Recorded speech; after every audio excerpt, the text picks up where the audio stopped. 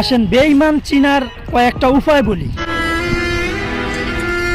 বেঈমান যখন কোনো খারাপ কাজ করবে, অপকর্ম করবে, চুরি করব, পরকীয়া করব, হোক নারী পুরুষ, যে কোনো খারাপ কাজের সাথে জড়িত,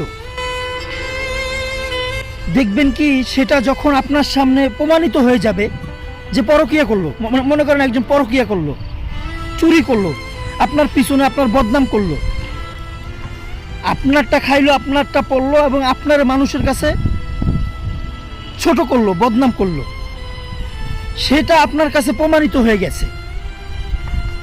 এটা প্রমাণিত হওয়ার পর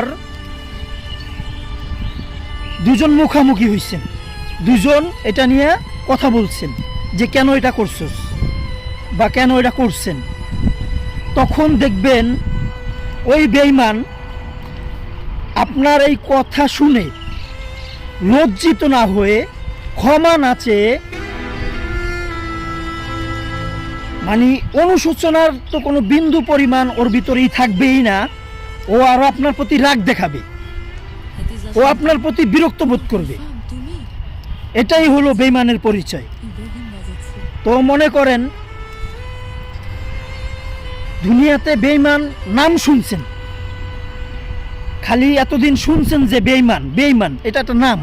যেমন আমরা শুনি ঘোড়ার ডিম, এটা কিন্তু একটা নামে, ঘোড়ার কিন্তু ডিম হয় না। ঘোড়ার ডিম হয় না।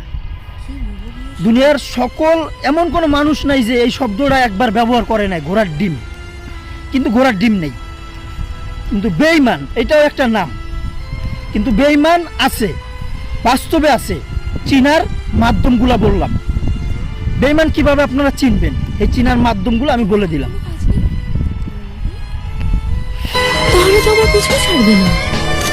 চলো ঘরে যাই।